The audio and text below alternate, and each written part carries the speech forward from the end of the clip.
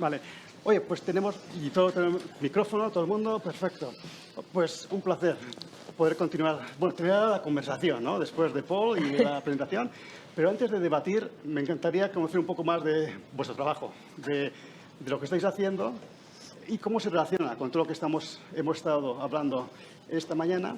Y si no te importa, voy a comenzar por allí, porque además me parece interesante primero comenzar con la parte de pura investigación y de qué está pasando, y luego vamos avanzando en la parte de traslación, de cómo se desarrollan herramientas y cómo se desarrolla el mundo clínico.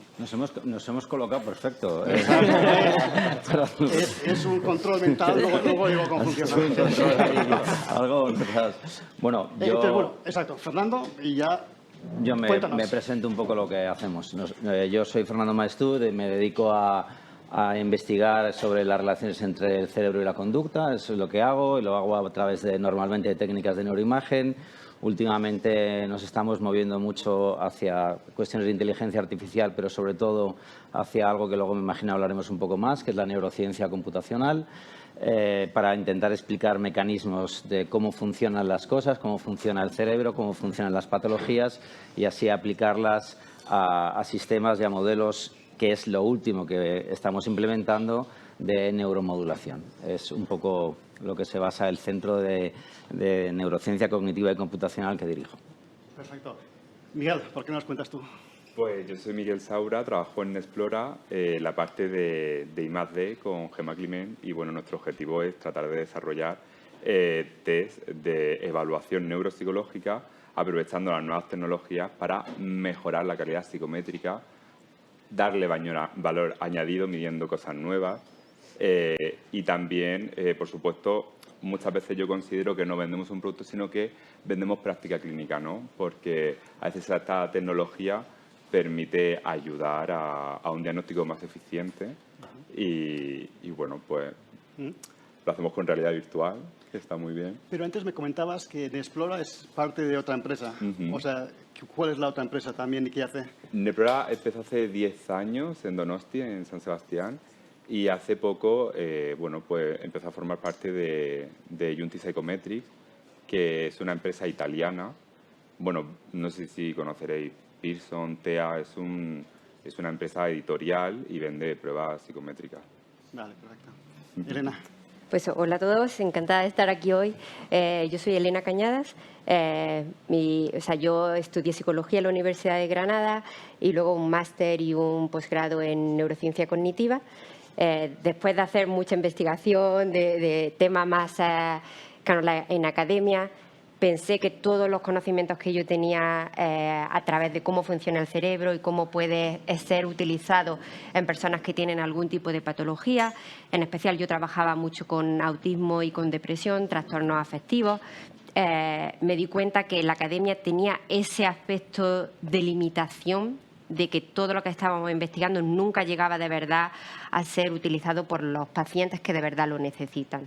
Entonces, llegó un poco por casualidad la empresa Akili Interactive, que no sé si os sonará, pues es una empresa que está en Estados Unidos, donde lo que hacemos es pues, tareas de control cognitivo en forma de un videojuego, ¿vale? Entonces, eso fue como muy revolucionario para mí, que yo juego mucho a videojuegos.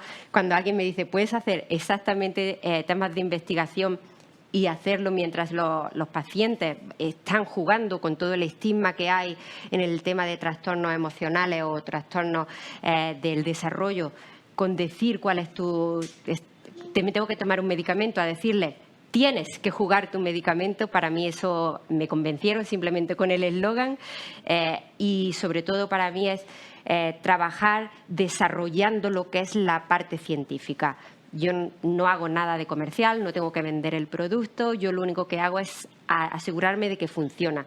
Como bien decíamos, que para quién funciona y asegurar que cuando hablamos con un doctor o cuando presentamos los datos que somos muy claros en a quién le va a funcionar, por qué le va a funcionar y hacer más tipos de investigaciones. Ese es mi objetivo de cómo podemos hacer que le funcione a más gente, que ese 50, 60 puede llegar a ser 80, 100, que no sea solo a un tipo de diagnóstico, que sea a más tipos de poblaciones. Entonces, eso es lo que estoy haciendo. Y una por pregunta ahora. muy rápida, antes de pasar a Javier, porque la FDA en Estados Unidos ya Sí. aprobó la intervención del mismo proceso que un medicamento. ¿Qué estáis haciendo en Europa? Porque aquí estamos en Europa, obviamente, va a ser más relevante si se puede Sí. usar aquí. ¿Cuál es el proceso aquí? ¿Cómo Pues estáis? aquí se aprobó también, o sea, nosotros cuando los datos que teníamos se presentaron, ¿no?, a las dos entidades, tanto al FDA como al control de sanidad, ¿no?, europeo. Los dos se aprobaron. Ahora ya el tema de comercialización es diferente, ¿no? La primera idea que os podéis imaginar, un videojuego que nosotros hemos desarrollado en inglés, pues ahora todo viene el tema de localización, que se llama, ¿vale? Entonces, ahora hay que traducirlo al español o al inglés específico británico, irlandés, alemán. Entonces, esos son ya temas que cada estado o cada país lo regula de forma muy independiente. Entonces, una cosa que es comercial en Estados Unidos, para poder traerla a otros países de la Comunidad Europea, que también tenemos como el check de que podríamos hacerlo, lleva mucho más trabajo de comercialización. Ahí, la verdad, que no puedo dar mucho más detalle porque, como he dicho, ahí hay un cortafuego a nivel de empresa. Quería ponerte a prueba. Sí, ahí hay un nivel de cortafuego a nivel de empresa que, la verdad, no tengo ni idea de cómo funciona eso. Perfecto. Javier, cuéntanos. Bueno, pues muy buenos días. Yo soy Javier Quintero. ¿Yo qué hago? Pues no lo sé. Es filósofo. No lo sé. Yo realmente lo que intento es que gente como yo no haga falta. Es decir, que al final yo soy psiquiatra y al final lo que veo es que hay una deriva muy constante en el tiempo de problemas de salud. Cuando hablabas del punto de prevenir, ¿no? Yo creo que mi especialidad se trata muchas veces de hacer cosas muy tarde, ¿no? Y es algo que a mí me lleva 20 años poniendo de los nervios, ¿no? Porque estamos siempre llegando tarde a todos sitios, ¿no? Es decir, que trabajo en prevención secundaria e intento pensar cómo se puede hacer prevención primaria. Y a partir de ahí, ¿qué hago? Pues hombre, soy jefe de servicio del Infanta Leonor, lo cual implica que tengo 300.000 personas, o la responsabilidad de intentar dar la mejor salud mental posible a 300.000 personas de Madrid. O sea, después, si alguien tiene una pregunta... Pues... y eso es una de las ocupaciones importantes. Luego, además, dirijo otros centros en Madrid, que son privados, son Psikids, que se enfocan especialmente en niños, adolescentes y adultos jóvenes, porque creo que ese es el segmento de la vida donde más podemos aportar. Soy profe de la universidad, hago muchas cosas con Fernando en investigación. Por eso preguntaba, ¿qué hago? Pues muchas cosas. Y estuve el otro día con su jefe y no van a venir a España. Con Eddie. O con nada. Sí que sabe él más que yo.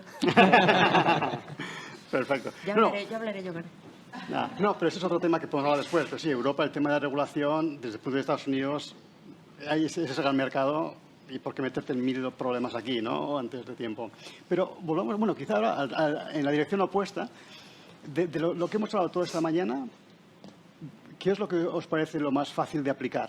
O sea, lo que en inglés llaman el low hanging fruit. O sea, porque muchas cosas estamos viendo hoy. Esto va a cambiar en los próximos 10 años, ¿no? O 20 años, o 5 años. Pero los temas que hemos visto, de biomarcadores, por ejemplo, ¿qué es lo que veis que es más fácil que llegue a la práctica cotidiana, a la práctica clínica? Y no se quede ahí en el martes, sino que esté ya aquí en tierra en unos pocos años. Yo creo que ya hay cosas que están. Es decir, no es lo que va a llegar, sino cosas que ya están ocurriendo, ¿no? Ya hay mucho intento, ¿no? A la hora de momento, acompañar a la toma de decisiones, ¿no? Hay segmentos, pues, como oncología, ¿no? En oncología, a través de comprender mejor los marcadores de cada célula del tumor de la persona, son capaces de hacer un diseño casi personalizado del tipo de tratamiento que necesitará y casi... A veces hago la broma con mis colegas los oncólogos, digo, es que cuando veis un cáncer lo analizáis, le vais a decir a la persona el día y la hora que se va a morir. O sea, es una cosa, a veces asusta, ¿no? Pero hablemos de psiquiatría o de psicología. No, pero voy por ahí, ¿no? Entonces, a partir de ahí es cierto que luego empezamos a ver en el campo de la salud mental, que es la parte donde más se intentan hacer muchas cosas, ¿no? La mayoría de las cosas que ahora mismo están dando vueltas son aplicaciones de autoayuda, ¿no? Es decir, de hecho, hay un punto de equilibrio muy difícil, ¿no?, entre lo que es terapéutico y lo que es educativo, ¿no? Y eso, pues efectivamente, ¿no?, yo creo que aquí le ha hecho un gran trabajo, ¿no?, siendo ese rompehielos, ¿no?, que ha conseguido que la FDA, ¿no?, los organismos reguladores digan, no, esto es un digital therapeutics. Es decir, ya le poner therapeutics es interesante. Detrás de esto hay un montón de aplicaciones detrás que están saliendo, ¿no?, y que seguro que no tiene una aplicación de meditación en su teléfono es que tiene dos. Es decir, que al final hay muchas cosas de estas. Los bots, ¿no?, los bots que al final nacieron y parecía... Interrumpo. ¿Quién tiene aquí una herramienta de meditación en su teléfono? ¿Ve? Sobre todo un 20%, o sea, todavía hay mucho... No, sin duda, pero que te quiero decir, ¿no?, que al final tienes esa capacidad, ¿no?, de resolver hitos concretos, ¿no? Y luego el mundo de los bots, ¿no?, de los bots que en un momento determinado son capaces de interactuar con las personas, hoy por hoy tremendamente limitados y con una profundidad, a pesar del intento de Babylon, del Instituto Británico de Salud, una profundidad muy compleja. Sí, hay cosas, ¿no? ¿Qué más va a venir? Fernando, que nos lo diga, que es el gurú de la neurociencia. Vale, pues saltamos por ti, pero No, volvemos bueno, a la aplicabilidad. a ver, yo por ser polémico, me gusta ser polémico. O sea, yo creo que yo dividiría las cosas en dos tipos de sistemas sintácticos y sistemas semánticos. Es decir, que ahora tenemos la inteligencia artificial y esto lo pondría en otro nivel más. Sistemas de decisión y sistemas de acción. Lo estoy pensando ahora mismo, pero los pondría en estos 4 niveles. ¿Por qué sintácticos y semánticos? Porque hay sistemas que simplemente son clasificatorios sin darte información. No te dan información, simplemente te dicen esto es distinto que esto. Y esto es lo que hace en gran medida la inteligencia artificial. Te está diciendo, este conjunto de variables diferencian a este otro conjunto de variables y por tanto esta patología y esta otra. Incluso algunos sistemas de videojuegos usan ese tipo de idea de cómo te comportas, voy aprendiendo cómo te comportas y voy más o menos haciendo, ¿no? Pero en realidad no tienen una semántica, no te están diciendo por qué se clasifican las cosas y por qué son distintas. Y esto es parte muy importante. Hablábamos precisamente antes, ¿se puede con un sistema de inteligencia artificial clasificar una resonancia y decir que una persona tiene un tumor? Sí, pero ¿qué significa esa mancha que hay ahí? ¿Cuál es la teoría que hay detrás? ¿Puedes inventar una teoría sobre esas cosas semánticas? No. Entonces, ese es yo creo que el punto que falta. Es decir, el momento en que los sistemas de inteligencia artificial sean semánticos, seremos bastante más sustituibles o se podrán tomar más medidas de acción, no solo de diagnóstico, sino de acción terapéutica. Entonces, en eso...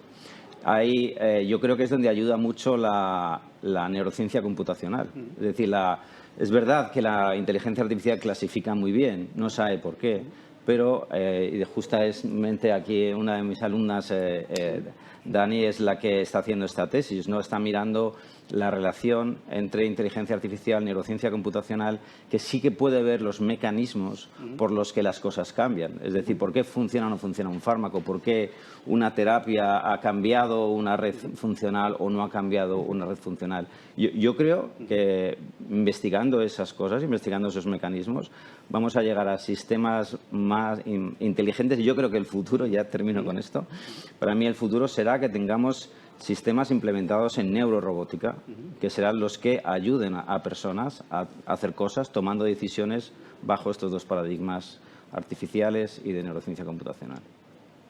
Es un poco lo que yo creo. No, antes de... Comentábamos también con Dani, cuando estábamos hablando antes, que vuestro centro es muy interdisciplinar. Sí. Y que eso es clave, porque lo que estás diciendo, estamos en computacional, ella está haciendo inteligencia artificial, pero ¿cómo se compagina, no? Bueno, sí, y conducta, neuropsicología, procesos cognitivos, salud mental. Al final eso es lo que intentamos. Tenemos gente que tiene todas estas disciplinas para intentar aunar estas ideas. Al final... te das cuenta de que una sola disciplina no hace nada. Tienes que aunar información de muchas disciplinas distintas. Y Elena, o sea, aquí obviamente se está ya usando, pero es un buen ejemplo de cómo identificáis qué tipo de perfil de niños se puede beneficiar más de la intervención. Sí, pues por ejemplo, evidentemente la primera parte de toma de decisión viene de los ensayos clínicos, ¿no? En los ensayos clínicos ya teníamos que tener una decisión de quiénes son en función de qué es lo que la tarea, cuál es el mecanismo de acción de las tareas que están implementadas dentro de ese videojuego, para así poder determinar qué tipo de, por ejemplo, en nuestro caso con los niños de TDAH, cuáles son los que se pueden beneficiar más, ¿vale? Entonces, en las primeras tareas o los primeros ensayos clínicos que no eran tan específicos, dejabas la muestra más amplia para determinar si de verdad tú ya tenías tu hipótesis de que evidentemente yo esperaba ayudar más a unos que a otros, ¿vale? Entonces ahí ya va cerrando el círculo. Pero luego todo el tema de ejercicios de Machine Learning, esos son los que nos han ayudado después con todos los análisis de los datos que vienen tanto de la tarea en sí, que los participantes, los niños, ¿no?, estaban jugando durante el mes de la intervención. Todo eso es datos que te van a ayudar a tomar la decisión de, como tú decías, cómo los categorizamos, de quién va a ser el que responde mejor con las medidas de outcome measure que hay al final de la investigación. Entonces, ya tienes una validación que está basada en la hipótesis como la predicción de cuál es lo que el algoritmo te va a decir si iba a funcionar o no en base a eso. Entonces, eso era cuando están los ensayos muy, muy controlados, ¿no? Ahí ya tú tienes el diagnóstico exacto. La inteligencia artificial lo que nos está ayudando ahora, esto ya está ahí fuera. Ahora la gente que lo coge ya no es los ensayos clínicos que nosotros teníamos. Ahora ya hay mucha prescripción que puede ser off-label y que ahí no controlamos, ¿no? Entonces, ahí es donde cuanta más información tengamos, cuanto más pacientes tengamos, nos va a ayudar a categorizar mejor, porque ya están metiendo muchas variables que antes no estaban, pero nos sigue faltando el último, ese aspecto semántico que estamos hablando. Nos sigue faltando hay tanta información de esos otros pacientes que no tenemos, que pueden estar cambiando cómo interaccionan con la terapia, que ahí es donde estoy totalmente de acuerdo con lo que Paul estaba comentando y con lo que tú comentabas.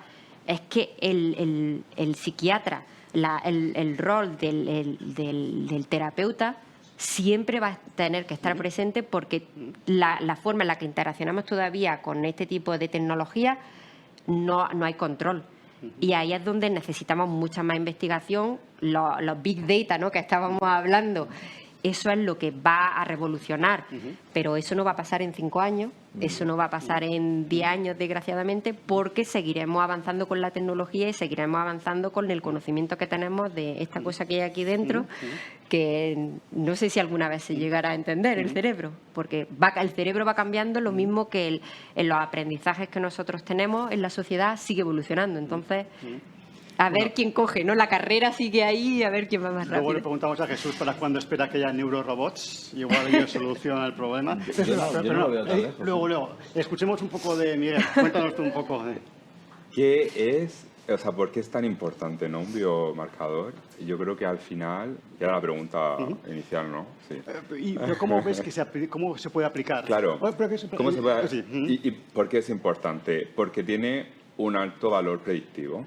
Entonces, cuando tú identificas un biomarcador, predice un posible diagnóstico. Si ese biomarcador, por ejemplo, tiene mayor calidad, lo va a predecir con mayor éxito. Entonces, ese diagnóstico será más adecuado, será más eficiente y, por tanto, la práctica clínica se agilizará porque se le atribuirá un tratamiento eficiente, ¿no?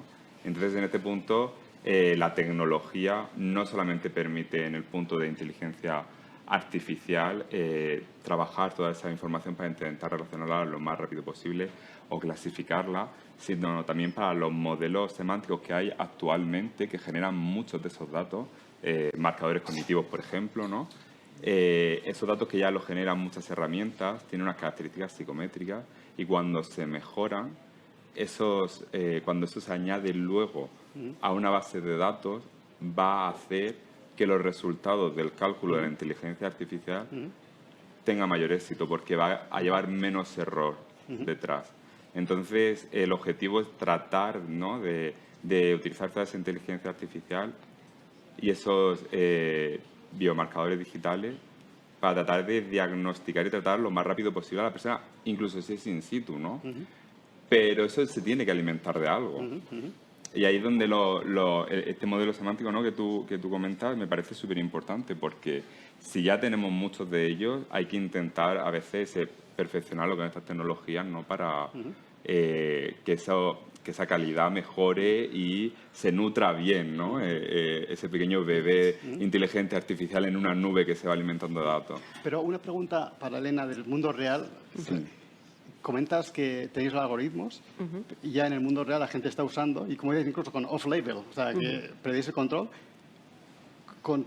¿Qué tipo de información recibís, digamos, del clínico después para el modelo?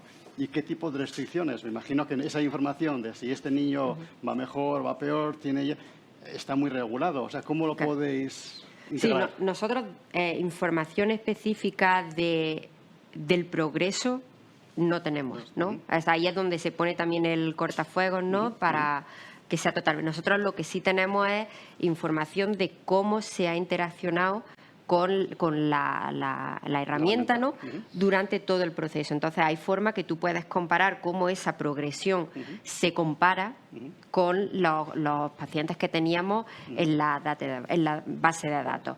Cierto es que muchos de vosotros seguramente sabéis que hay todos los estudios que son lo que se llaman post-market. Y entonces, en ese tipo de estudios lo que se coge es totalmente opcional. Los pacientes que ellos han decidido con la discusión con su psiquiatra o con su pediatra que quieren formar parte de este tipo de intervención, se les da la opción de entrar dentro de lo que es un estudio de registro, ¿vale? Entonces, en ese estudio de registro, que es totalmente opcional, ellos lo que se comprometen a intentar facilitar esos datos de seguimiento, ¿vale?, del monitoreo. Entonces, se le pasan pues otra serie de herramientas con una periodicidad que puede ser cada 15 días, cada 10 días, una vez al mes, donde ellos proporcionan datos tanto objetivos como subjetivos, ¿vale? Entonces, eso nos sirve como una especie de seguimiento para que podamos pues comparar los datos de cómo está reaccionando el producto fuera, en la vida real, está fuera de la prescripción específica o incluso dentro de la prescripción específica, pero así podemos tener más información del desarrollo y la evolución del producto en la vida real. Para quien esté buscando carreras futuras, creo que hacer este tipo de investigación, mezclando la tecnología, bases de datos, innovación, va a ser súper interesante.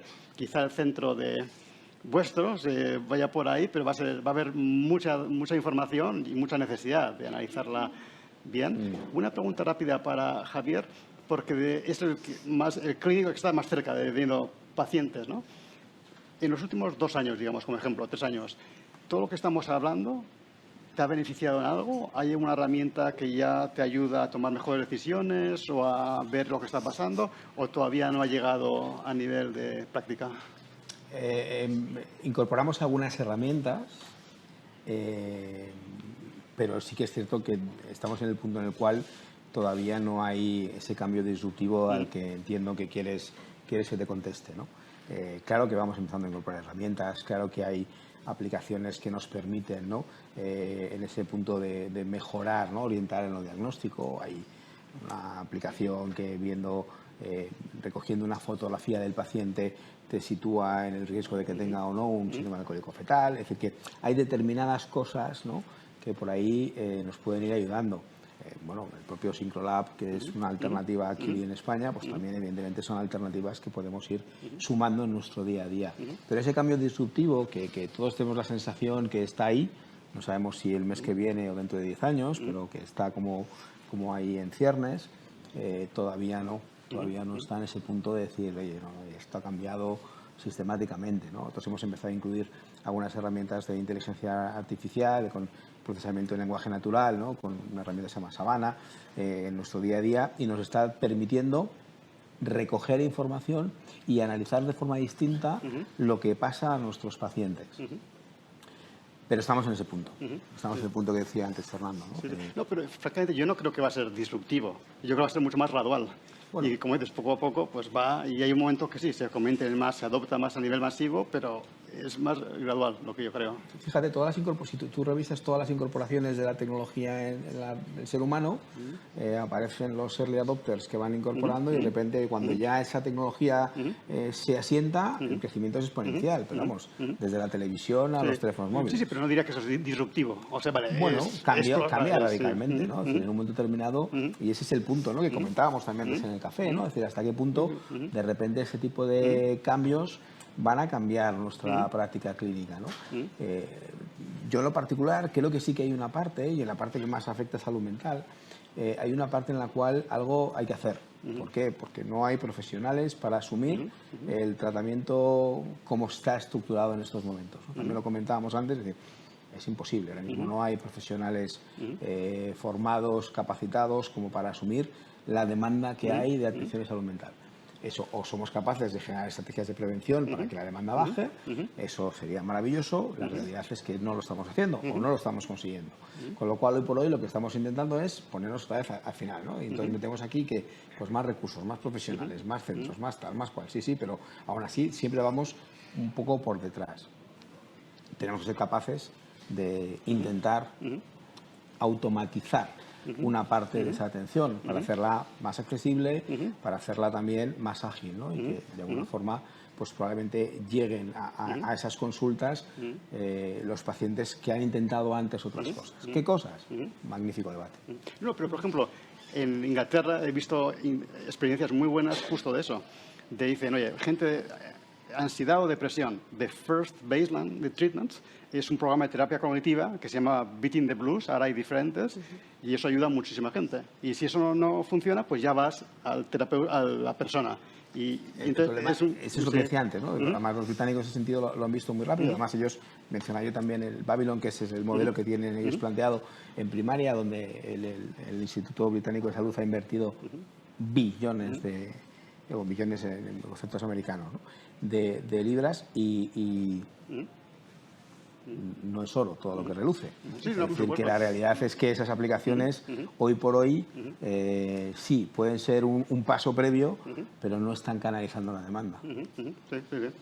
Bueno, y hemos visto Brexit, o sea, exacto, hay demanda. Y hasta la muerte de la reina, o sea, que sí. Oye, una pregunta para Jesús, y luego ya podemos abrir un poco el debate, porque igual el neurorobot, no sé exactamente lo que tienes en mente, pero igual puede ser el neuropsicólogo, ¿no? O sea, de hecho ya hay cosas que a ver, no es para exagerar, pero ya hay cosas que tienen mucho que ver con tener neurorobótica en casa y por tanto empezar a usar sistemas de neurorobótica. Mientras que la inteligencia artificial esté en un modo sintáctico todavía, eso tardará un poquito más en llegar, pero en el momento en que se salte a una inteligencia artificial más semántica, se podrá llegar a neurorobots o neurorobótica más compleja. Pero es verdad que ya se puede hacer. Yo antes ya hacía la clasificación entre los sistemas que clasifican y los sistemas de acción, que es un poco lo que al final lo que ellos están planteando, sistemas que han clasificado y a partir de clasificaciones determinadas tomar decisiones de acción. El problema es si en esas decisiones de acción, que es como se alimentan normalmente un videojuego o cualquiera de estas formas, no tenemos por debajo el conocimiento de por qué está funcionando. Y esto a mí me parece importante. De hecho, nosotros con SyncroApp es lo que una vez que hablando con Nacho y le dije, Nacho, está muy bien lo que hacéis, es fantástico, pero tenéis que dar un modelo explicativo de lo que está pasando. Entonces, ahí hicimos un estudio bueno, imagino que tú lo presentarás en algún momento mañana, hicimos un estudio de neuroimagen para ver cómo las redes cerebrales cambiaban o no cambiaban, y ese es el mecanismo que nos estaba permitiendo. Pero si a esas redes neurales que cambiaban, por debajo le metemos un sistema, como decía antes, de ecuaciones que expliquen esas redes, es decir, de neurociencia computacional, eso sí es trasladable a un a neurorobótica.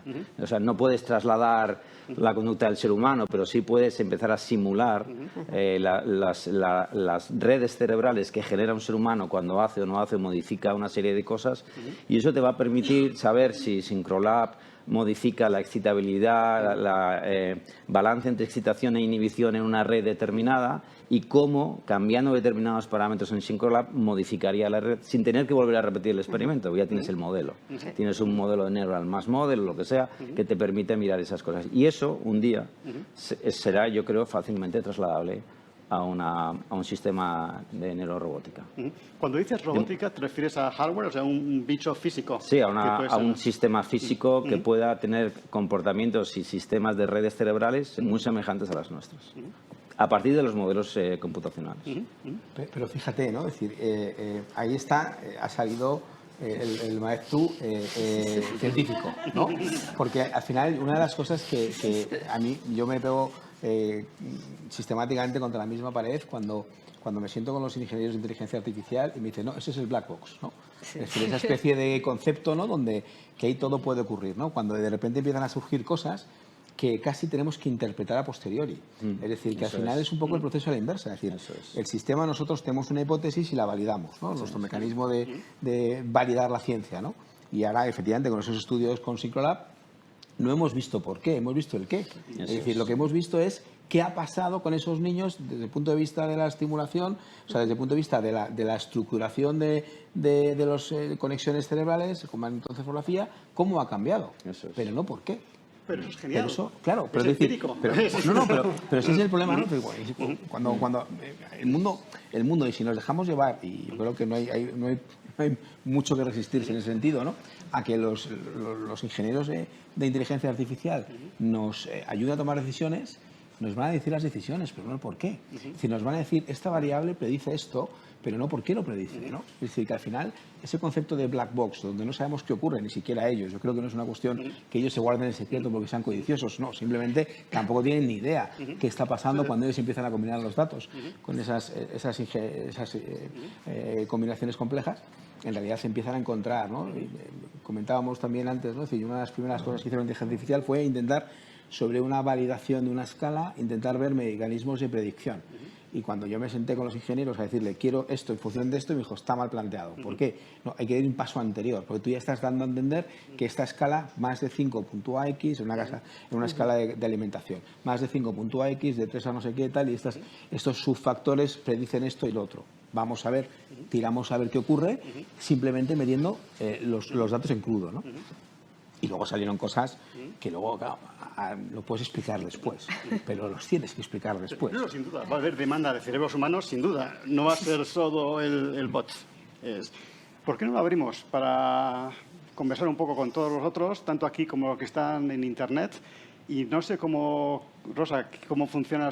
¿Queréis hacer algo pregunta de Internet? ¿Alguien está moderando? ¿O pasamos el micrófono por aquí primero, por la gente que ha venido? En Internet hay alguna pregunta en relación con la charla de Paul, que si queréis os la planteo.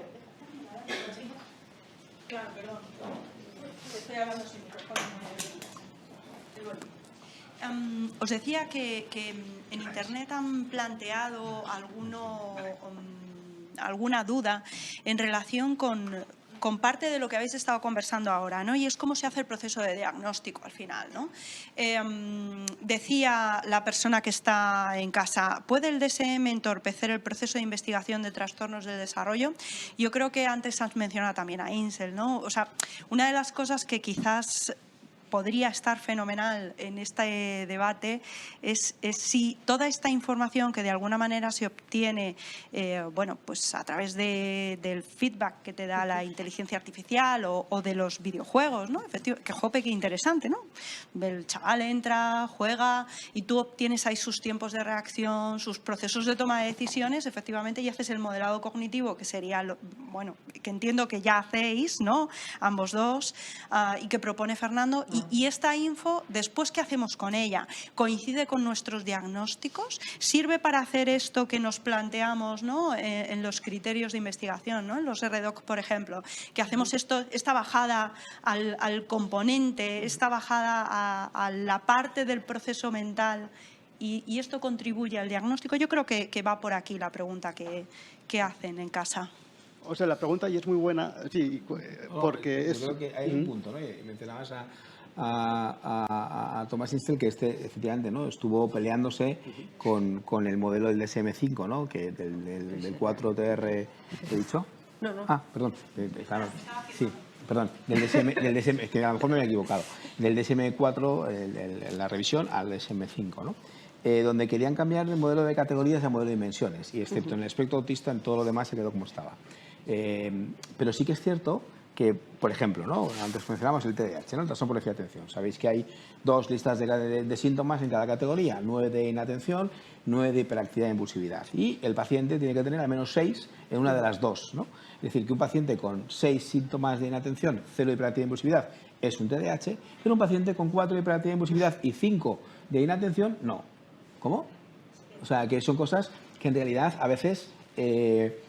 bueno, tenemos muchas lagunas, ¿no?, que no somos capaces de afinar, ¿no? Por eso el modelo dimensional, es decir, en qué punto eso de alguna forma interfiere o no interfiere, y tiene ese punto de definir, ¿no?, cuál es el punto donde realmente hasta aquí podemos considerar que es normal y de aquí para adelante podemos considerar que no. Pero bueno, eso es un problema también tremendamente difícil de poner, ¿no? ¿Qué es bajito? ¿Cuánto es bajito? ¿No? 1,65, 1,68...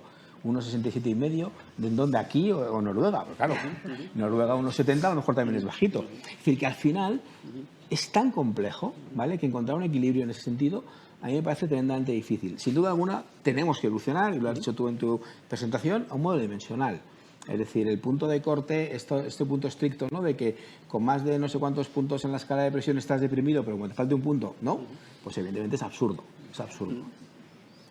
Darle el contenido, la semántica, ¿no?, a todo esto. Al final, si realmente no tienes 4 ítems del DSM que cumplen, ¿no?, y eres inatento y el resto no, quizá haya que hacer una medida funcional, ¿no?, de todo esto que propone aquí, ¿no? Quizá explora... También creo que, como comentaba él, la sintaxis del DSM y de los métodos de entrenamiento cognitivo no es exactamente la misma, porque una está basada en la típica entrevista clínica clásica de valoración que, bueno, que hoy en día podemos decir, yo creo que es subjetivo. Vamos a ser un poco polémicos también por aquí. Y por otro lado... Bueno, lo ha dicho Paul bien claramente. Y por otro lado está el paradigma de evaluación neuropsicológica, que es la performance, el desempeño realizando diferentes actividades. Entonces, en este punto en el que la sintaxis del manual diagnóstico por excelencia y la que sigue el modelo de la neuropsicología es distinto, nos queda atenernos a ver qué modelo semántico nos predice con mayor exactitud y mejor calidad si un diagnóstico efectivamente que no sea un falso negativo o un falso positivo, que si lo diagnostico lo hago con una fiabilidad que esté garantizada al máximo posible, ¿no? Entonces yo creo que la decisión estaría un poco en abandonar los paradigmas que no nos dan los resultados que esperamos e irnos a por los que sí que nos los están dando. Y a nivel de tratamiento, tanto Syncrolab, bueno, hay un montón de empresas que sí que están dando un montón de resultados, y quizá el paradigma actual de la psicología no es capaz de explicarlos, pero eso no significa que no pueda, ¿no? Porque la neuro, de hecho, es la que basa todos estos paradigmas de videojuego, ¿no? Pero yo creo que el DSM está tan metido en todo que va a ser súper difícil cambiarlo. Lo que creo que va a cambiar antes es qué sistemas usamos utilizando estos biomarcadores para predecir a qué persona se va a beneficiar de qué intervención. Y entonces, por ejemplo, hay gente ya en Stanford, además, se llama Amit Etkin, intentando ver, ¿podemos hacer un EEG que nos ayuda a predecir si esta persona que tiene depresión le metemos ya directamente un medicamento o puede responder a una terapia? Y eso no hace falta cambiar el DSM para poder intervenir. Entonces, yo creo que por ahí vamos a ver muchos más avances que ayuden a personalizar. Y personalizar medicina, mucha gente asume que es todo tema genético, pero no es genético. O sea, personalize va a ser mucho más en función de unos markers, que pueden ser digitales, pero más objetivos, para personalizar, además, por lo menos en grupos. Esta persona parece que este grupo le metemos esta intervención y si no la otra, ahí veo que va a haber más cambios. DSM, las que no sé qué pensáis vosotros, pero yo creo que va a ser aquí bastante tiempo. Es útil al final, porque es lo que hablaba con ella antes, que hay que educar mucho a la población, y entonces el DSM a las personas que aún no han podido adoptar nuevos paradigmas pues es que lo que no puede llegar es obligar a alguien de la nada a cambiar su práctica clínica por completo. Entonces, útil es que ahora tenemos cosas más útiles, pues es nuestra labor educar a las personas para que entiendan que tienen que ir pues bueno, incorporándolas poco a poco, que es lo que ella comenzaba y lo que poco a poco esa diapositiva que has puesto tú antes irá a un pico, ¿no? Porque en Explora lleva 10 años y empezó, yo creo que era más catastrófica al principio, la inversión que se tuvo que hacer gracias al proyecto europeo de Horizon. Bueno, al final sí consiguió su reconocimiento como dispositivo médico y sí que se está implementando, y es lo que digo, o sea, que no es solamente vender productos, también vender práctica clínica. Y a tu pregunta del DSM-5, no nos olvidemos, ¿no? Esto del DSM, ¿qué es, no? El DSM, ¿qué es la estructura de consenso de los americanos para definir qué es financiable y qué no es financiable.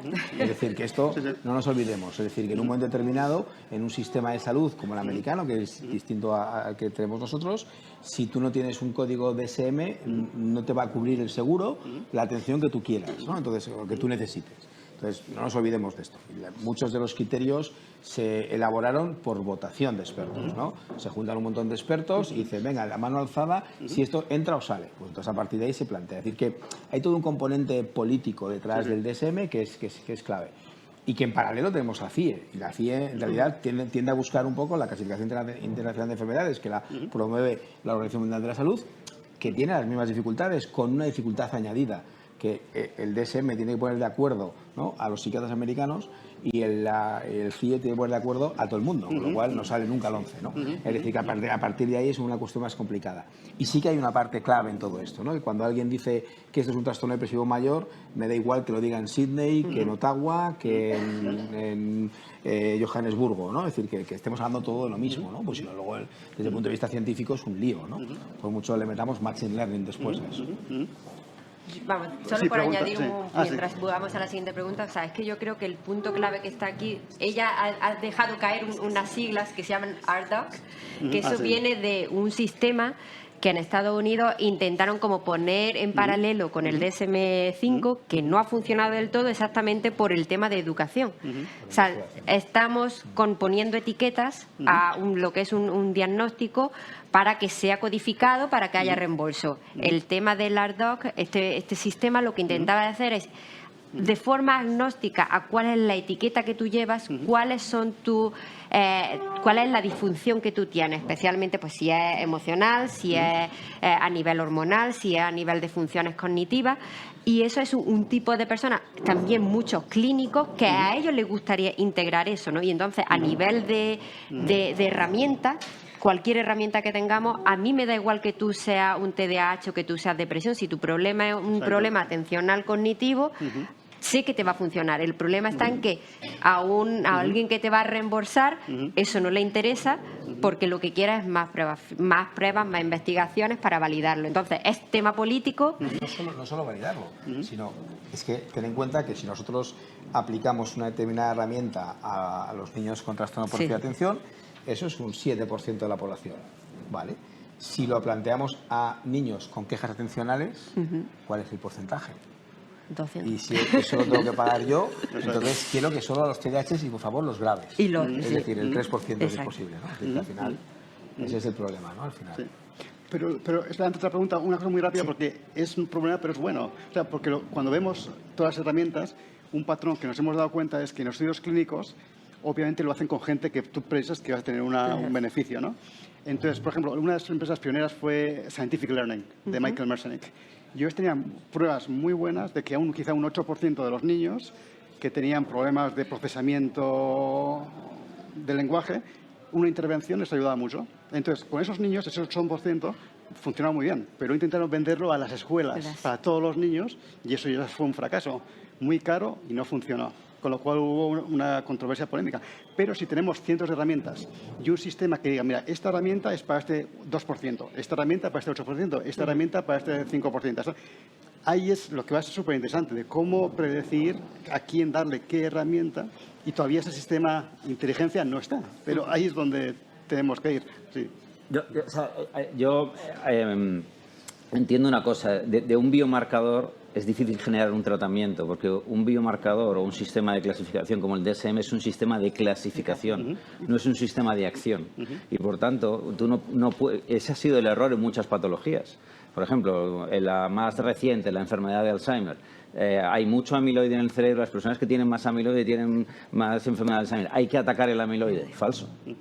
Nos hemos pegado durante 20 años de bruces así que el sistema de clasificación no induce un sistema de intervención. Y eso es algo que normalmente se piensa, pues este niño tiene un problema de atención, lo que hay que hacer es hacer una intervención atencional. A lo mejor no. Si no entiendes el mecanismo por debajo del que está ocurriendo el biomarcador, entonces no puedes hacer un mecanismo, una intervención explicatoria. Y yo creo que ahí, mi opinión desde fuera completamente de lo que estáis haciendo, que es fantástico, yo lo que veo es que hace falta eso. O sea, y creo que es necesario tener más herramientas de explicación para hacer herramientas de intervención, no solo basadas en el biomarcador, sino basadas en los mecanismos que generan el biomarcador o lo que sea. Antes has mencionado la depresión, ¿no? Es decir, y en ese sentido, por ejemplo, pero estamos de nuevo viendo una parte, ¿no?, de un problema enorme, ¿no? Los marcadores inflamatorios en la depresión. Empezamos con el TNF, el marcador de necrosis tumoral, que de repente en determinados fármacos biológicos que utilizaban el TNF, de repente se modificaba mucho el riesgo de depresión, es decir, había muchos pacientes deprimidos donde no debería haberlos. Pues ya estamos efectivamente, encontramos un marcador y todo el mundo emocionado y tal, pues no es el TNF. Entonces vamos a buscar la cascada inflamatoria donde está, ¿no? Pim, pam. Entonces empiezas a ver el mundo de las interleuquinas y cómo interactúan y demás, y de repente quiere un protagonismo sensacional la interleuquina 6. Y entonces todo el mundo dice, no, pues eso es la interleuquina 6. Entonces vamos a intentar, si con los biológicos que tampoco, es decir, que al final estamos intentando buscar soluciones sencillas a problemas complejos y no funciona. No funciona, es decir, al final creo que pero luego al mismo tiempo es tan complejo, ¿no? Es decir, ser capaz de integrarlo todo, ¿no? Es decir, cómo ser capaz de integrar la clínica, con la parte de biología, con la neuroimagen funcional, con el entorno del paciente. Por eso es tan bonita mi profesión. Oye, el debate le ha venido muy bien, ¿verdad? Había una pregunta, sí. Sí, una simple pregunta y un comentario. En los últimos años, el National Institute of Mental Health, el americano, esto para hablar sobre el DSM-5 un poquito, ha sacado un nuevo enfoque, ¿no? El RDoC. Vale, y quería saber un poco, y dado que a mí el RDoC, de todos modos, quita un poco todas las categorías del DSM-5 y piensa en los trastornos mentales en un continuum que va de déficit, de funcional, no funcional, de un déficit, de una patología a la normalidad. Entonces, quería saber un poco qué opina con respecto a eso, sobre todo porque en la definición de juegos serios a nivel de niño, de neurodesarrollo, yo veo más útil utilizar más un RDoC que un DSM-5 como referencia. Pero quería saber un poco cuál es la opinión general con respecto a eso. Nació como un contrapeso para el DSM-5, apoyado por el NIH, con un punto también de presión curiosa, porque a partir de ese momento todos los proyectos de investigación que fueran con el DSM-5 iban a ser descartados y todo el mundo tenía que entrar por ese carril, y aún así no ha funcionado. Es decir, aún así, la mayoría de las investigaciones siguen buscando el sistema de clasificaciones. Aporta algo distinto, pero no aporta algo mejor, bajo mi punto de vista. Es decir, al final estamos en una lucha de egos, es decir, ahí... Pensaba a nivel conceptual. No, pero es que a nivel conceptual es algo distinto, pero no es ni siquiera mejor. Sí, intentó trabajar más el mundo dimensional, pero tampoco sirvió como un cambio de la pera, ¿no? O sea, que no... Entonces, ¿usted piensa que no tiene... Bueno, o sea, se sigue un poco esta línea de... Es que la realidad ha hecho que poco a poco este sistema de clasificación, que nació con la intención de apoyado por el NIH y forzando mucho las investigaciones en esa dirección, no está cuajando, o sea, no está siendo capaz. Y un sistema de clasificación tiene que ser un sistema de comunicación. Es decir, que al final una de las claves, ya sea el DSM, que desde luego es el incumbente, con la CIE. Luego hay muchos más sistemas de clasificación, pero que son locales. Entonces eso no aporta valor, porque la clave de un sistema de clasificación es que cuando yo diagnostico un paciente de un determinado trastorno en Madrid y ese paciente lo ve un tío en Sydney, lo diagnostique de lo mismo. Es decir, para que tenemos que tener, entre comillas, el mismo lenguaje. Entonces, crear un lenguaje nuevo, bueno, puede tener sentido. ¿Ha funcionado? La realidad es que no. Vale, gracias. Bueno, yo con respecto a esto considero que es como la propia lengua, ¿no? Que se desarrolla sola, o sea, no es la lengua y nosotros la utilizamos, nosotros creamos la lengua, entonces creo que no es cuestión de un sistema u otro, es cuestión de aceptar que el sistema se va a renovar continuamente porque, por ejemplo, Syncrolab no entiende un diagnóstico, entiende los parámetros con los que va a trabajar.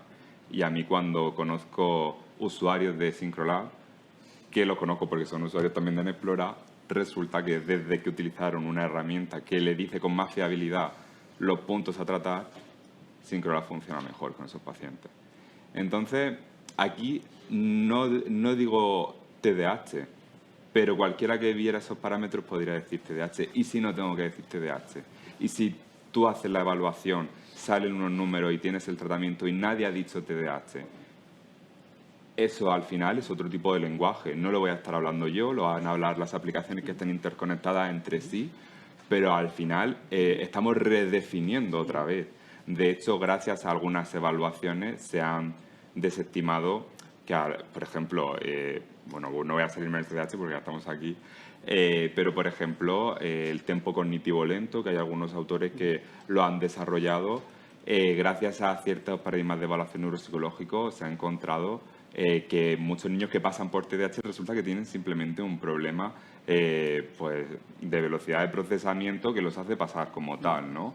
Entonces, al final, este nombre surge que puede tener luego una polémica de que se está etiquetando y eso estigmatiza o no, pero al final está redefiniendo el TDAH porque las pruebas dicen que no es TDAH exactamente, que es que ahí hay otra cosa y hay que valorar eso. Entonces, en ese punto, no creo que sea mejor un sistema nuevo. Creo que hay que aceptar que va a cambiar todo el rato, ¿no? Y intentar quedarse con el que mejor resultados da en ese aspecto. Que claro, eso no me parece fácil tampoco. No, yo es que lo que creo es que un poco, yo estoy como físicamente y teóricamente estoy en medio. Porque, o sea, yo estoy justo pensando en los datos que ha presentado Paul en el estudio ese que ha dicho con el tema de la depresión, del fármaco que estaban probando. Si os fijáis en los datos que él presentaba, no había separación del placebo, ¿vale? La gente que se tomaba el azúcar versus los que se estaban tomando el nuevo medicamento, no había diferencia. Lo único que había diferencia eran esos dos biomarcadores, ¿vale? Que eran el de la velocidad de procesamiento y creo que era no sé si era la variability también, ¿no? La consistencia. Entonces, eso es un poco importante a nivel, si eso hubiera sido aprobado, ese fármaco seguramente hubiera sido aprobado por el FDA si ese hubiera sido su primary outcome. Si no, eso no se lo tragan. Y lo segundo es que ese dato que hay muy importante, ¿cómo lo validas? ¿No? ¿Cómo es esa herramienta? Porque el FDA no te habla de qué es exactamente cómo lo tienes que medir, el DSM-5 no habla de ese tipo de medidas. Entonces, es el problema. El lenguaje que estamos teniendo es diferente. Pero el problema está en que los médicos, que son los que a última hora son los que están viendo a los pacientes, ellos no pueden ver esa velocidad, ese procesamiento. Entonces, es una parte educación, ¿vale?, de cómo transferimos eso.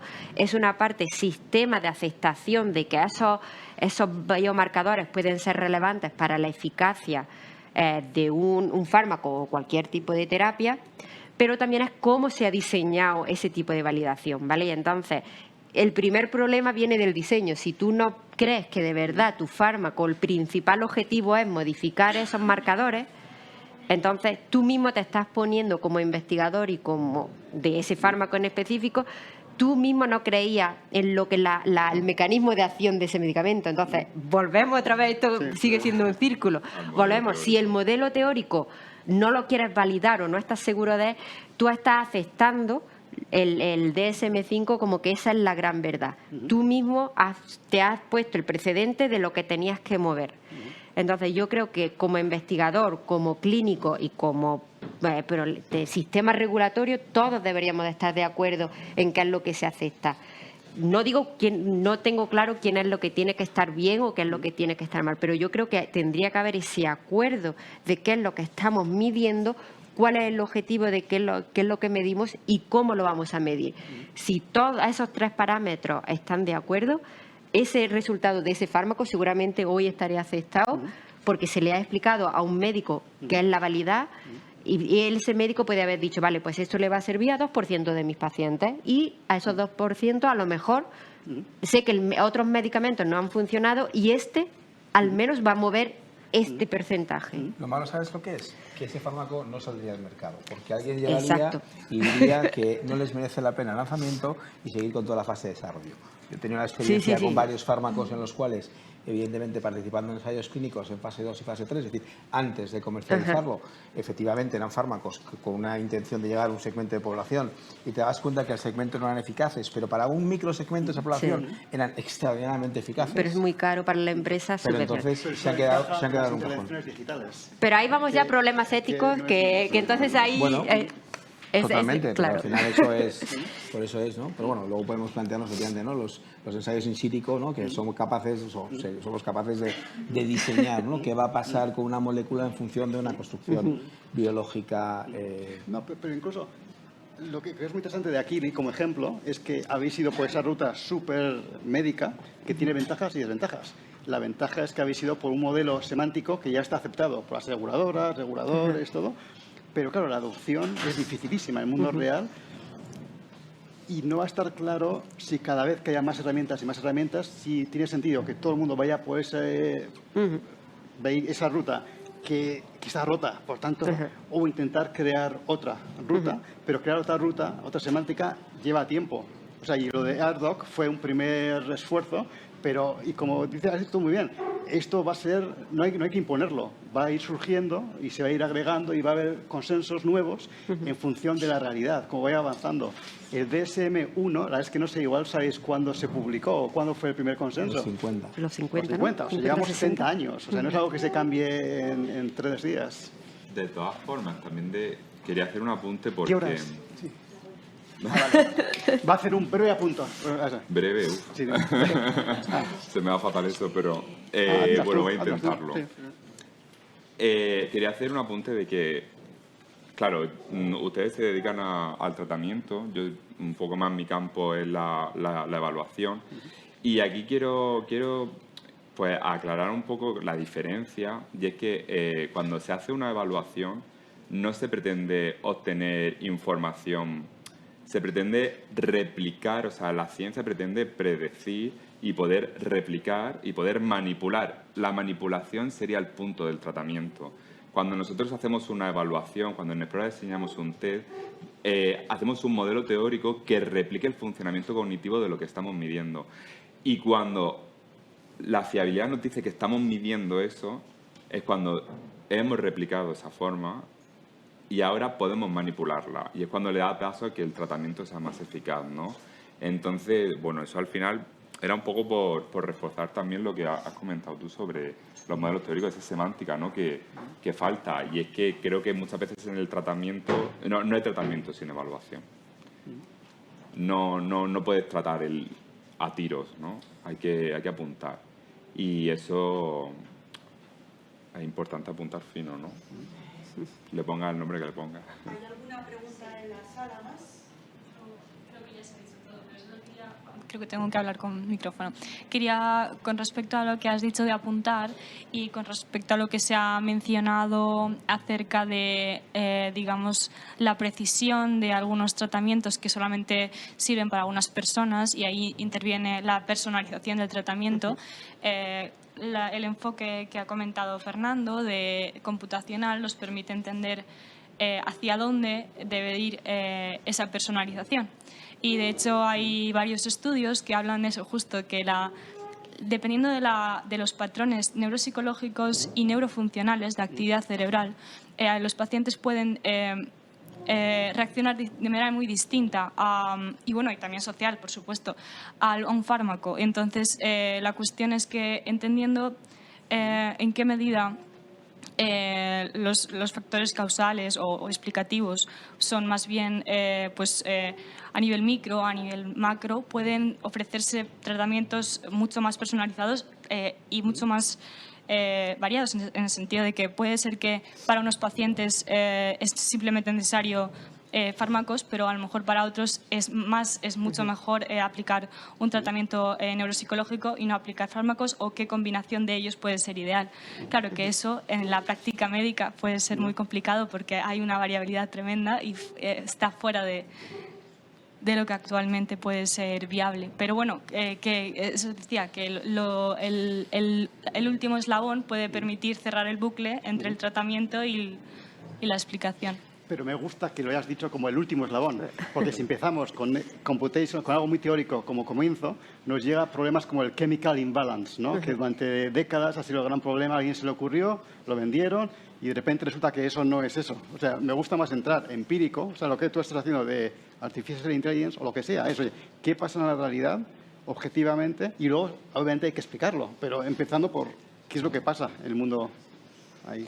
Sí, eso creo que hay un término ahora que se está empezando a utilizar mucho, que es precision medicine, que básicamente lo que intentan un poco es evaluar eso y en realidad lo ponen como muy moderno, pero si os fijáis en todas las válvulas estas que hay para el tema de la insulina, ya están haciendo eso, ¿no? Ya están midiendo segundo al segundo cuál es tu nivel de glucemia. Bueno, tú eres médico, entenderás mucho más que yo de todo esto, pero la idea es eso, es personalización para darte la cantidad, la dosis que necesitas.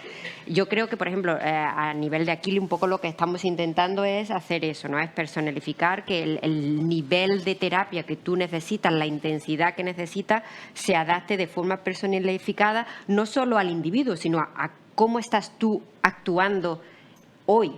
Porque te has tomado la medicación antes o después que has hecho ahora la intervención. O no has tomado medicación, o has hecho ejercicio o no has hecho ejercicio.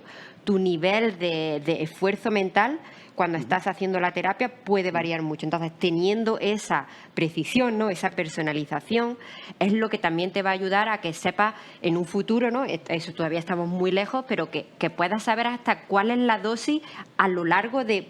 Tengo que hacerlo todos los días, un día sí, un día no, tengo que hacerlo durante un mes, tengo que hacerlo un mes, hacer una pausa y hacer 2 meses. La recomendación va a ser con datos que tú le puedas mandar a tu pediatra o le puedas mandar a la persona que te está haciendo el seguimiento, para que en función de eso ya sea como una toma de decisión conjunta, que ya no sea solo la herramienta la que te diga juega a esta intensidad, sino que también es, si quieres ahora, consulta con tu médico, vemos que ya estás en este pico, puedes tomar una pausa o sería conveniente, todavía te puedes reforzar. Entonces, esa precisión que tú hablas yo creo que es lo que seguramente esté mucho más cerca, ¿no? Al principio, la primera pregunta, ¿cómo creemos que estamos?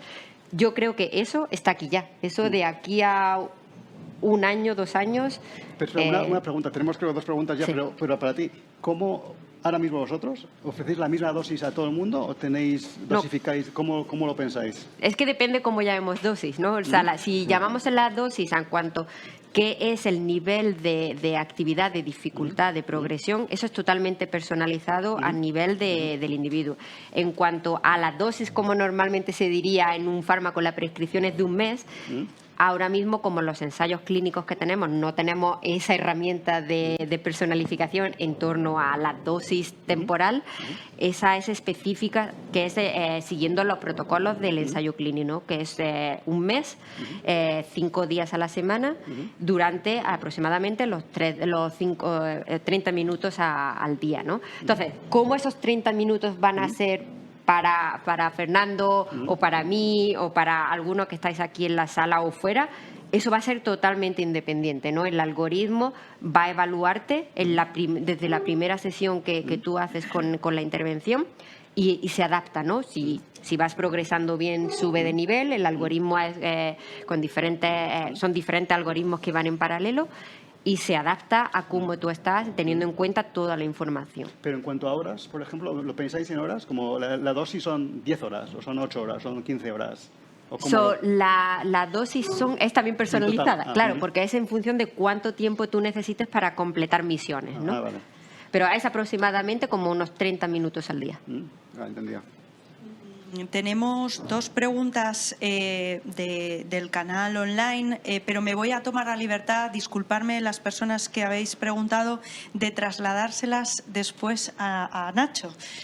Sí, hace así, se sorprende, pero sí, porque son preguntas en torno a la utilidad de las herramientas, ¿no? A cómo se hace esto funcional en cuanto a si la persona utiliza, bueno, pues Explora o vuestro videojuego o Syncrolab, y cómo esto luego pasa a su vida cotidiana, ¿no? Si hay realmente una transferencia. Por eso digo que me voy a tomar la libertad de después trasladarla a Nacho, ¿no? No me gustaría, discúlpame Álvaro, dejar pasar la mesa sin hacer una pregunta sobre neuroética. Creo que Lucía también tenía esta misma inquietud. ¿Y qué hacemos con toda esta información? Porque lo que se plantea aquí es el acceso a 1.000 millones de cosas. Bueno, Paul planteaba quién gestiona esto, ¿no? ¿Dónde? ¿Quién es la persona responsable? ¿Se firma un consentimiento informado? Sí, es verdad, pero yo abro Google y no firmo un consentimiento informado de... Bueno, o sí, doy mi consentimiento, pero todo el... Bueno, en fin, ¿qué opináis de esto? Yo puedo hablar por Aquili, ¿no? Entonces, básicamente, o sea, el tema de neuroética y compliance, aquí tenemos gente de compliance que saben un poco cómo funciona eso. O sea, la regulación empieza con la IPA, ¿vale? Eso es un cortafuegos de cómo la información pasa de lo que está en el videojuego, que son los datos que el paciente en sí, de cómo él está interviniendo. Esos datos sí llegan a nosotros, pero totalmente codificados. Ahí no tenemos datos de nombre, persona, ahí no sabemos nada, ¿vale? Entonces, luego otra parte es como nosotros es una prescripción, entonces ahí sí tenemos datos que los maneja otro sistema totalmente aparte para que no se puedan poner nunca juntos, que eso sí viene todo el tema de para reembolso de si se hace por la aseguradora. Entonces, todo el tema de lo que es los datos del paciente vienen siempre decodificados. No hay datos que tengamos nombre, apellido, ciudad, de dónde venga. Entonces, eso a nivel de proporcionar mejor información en el futuro, eso en realidad es negativo, porque nos está limitando a cuánto podemos aprender de esos datos. Entonces, eso está limitando menos cantidad de información. Por eso vienen los estudios estos de registro que os comentaba, donde firma otros datos específicos, donde ahí sí podemos hacer un seguimiento. Otro tema muy importante de la neuroética, y por eso fue una de las decisiones de Aquili de ir a hacer la ruta de un fármaco en vez de ir al Apple Store o a Android, que es que una vez que tú estás ya dentro de este sistema de regulatorio, por así decirlo, ya te comprometes a que tú eres responsable de lo que ese paciente que está haciendo con tu seguimiento, con tu producto. Entonces, tanto a nivel de calidad y control, es muy diferente a nivel de ética también. Si a nosotros viene un padre con alguna queja de bien del producto o de la eficacia, eso viene reportado a nosotros y nosotros tenemos que comunicarlo al FDA. Entonces, todo el tema de ética a través de responsabilidad moral también está mucho más regulada, y eso es lo que a mí me da más seguridad, ¿no? O me aporta más seguridad al tema de control, ¿no? Entonces, creo que es un tema muy importante. Antes lo estábamos hablando con un grupo de gente que para mí un producto que no es ético, aunque ayuda a personas, cuando no sé qué está pasando con esos datos, me da menos confianza. Pero, por ejemplo, cuando también Paul ha expuesto bien un par de estudios de Facebook, y creo que depende del lenguaje que usabas cuando podía predecir depresión. Y entonces he pensado, ostras, si Facebook sabe esto, ¿qué le impide decir a las farmacéuticas, oye, mira, este es tu target, y en Estados Unidos se pueden anunciar fármacos? Entonces, pero, por ejemplo, en este caso, que creo que seguro que ya está pasando, ahí sí ya se le ocurrió la idea, hay reguladoras de publicidad, o sea, el FTC, o sea, hay muchos ya sistemas de regular, hay muchísimos problemas éticos, ya tenemos sistemas para regularlos, pero yo lo que quiero decir, a nivel de ética, una cosa que siempre me sorprende es, siempre somos muy críticos con lo nuevo. Tendríamos que ser igual de crítico con lo que ya hacemos. Entonces, ¿cuál es la neuroética de cómo estamos tratando a muchos de los pacientes hoy? Bueno, ¿cuál es la neuroética de prescribir unos medicamentos que sabemos que tienen muchos efectos nocivos secundarios y ni siquiera hacer seguimiento? Entonces, hay muchas cosas que tenemos que ser conscientes de lo que estamos haciendo ya, que en este campo, en este caso la salud mental, es diferente al cardiovascular. Cardiovascular, como he dicho antes, ya está muy avanzado. En mental es que hay tanta necesidad de cambiar las cosas que la ética es súper importante, pero también la ética de no cambiar las cosas también tendríamos que evaluarlo y de proteger el status quo frente a la innovación, sobre todo en Estados Unidos, que hay muchas polémicas. Aquí no lo sé tanto. Lo veo muy claro. ¿Cuál es la ética de defender lo que ya sabemos que no funciona? Pero fíjate, yo en el punto en el punto de la ética, a mí es una de las cosas que me inquieta. Y me inquieta por varias razones. Primero, por nuestra miopía y segundo, por nuestra incapacidad de entender las cosas. Voy por partes. Primero, esto al final acaba estando en 5 empresas, ¿vale? Las 5 grandes tecnológicas tienen todos nuestros datos, los tienen o los van a tener. Y has mencionado Facebook, y Facebook no se ha caracterizado por un uso ético de los datos, ¿no? La historia de Cambridge Analytics pues está ahí, ¿no?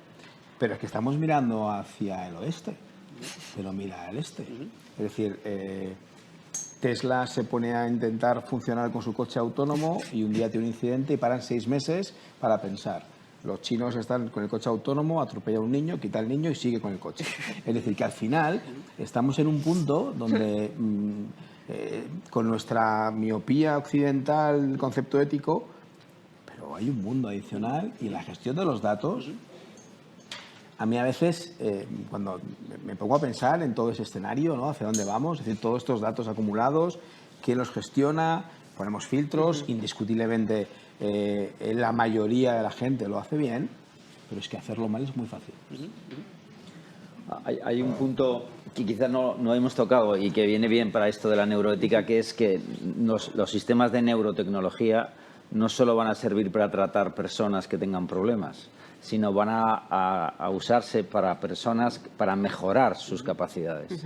Y ahí es donde, porque todo esto que estamos aprendiendo del funcionamiento del cerebro y de esta neurociencia computacional, todo esto al final va a acabar en sistemas de neuromodulación implantados. Y no estoy hablando de ahora ya sale con las implantes y nos van a meter en un lenguaje, no, sino simplemente es neuromodular el cerebro de manera que cuando ocurran ciertas circunstancias, pues a alguien le da pánico hablar en público, lo que comentábamos antes, pues de pronto a alguien le van a implantar una cosa para que le estimulen el núcleo accumbens y sea fantástico, sea el mejor ponente del mundo.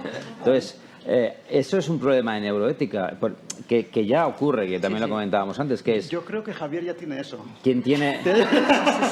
No, pero ahí hay una parte... Sí, lo hemos hablado antes. ¿Quién tiene acceso y quién no va a tener acceso? Y eso va a romper la sociedad. O sea, nos va a romper como individuos. Va a haber 2 niveles de individuos, los que están aprovechando la neurotecnología para mejorar, aunque no tengan una patología, y los que no van a tener acceso. Y eso es va a haber un gap grande en la sociedad ahí. Y hay un punto ahí en todo esto con el rendimiento deportivo.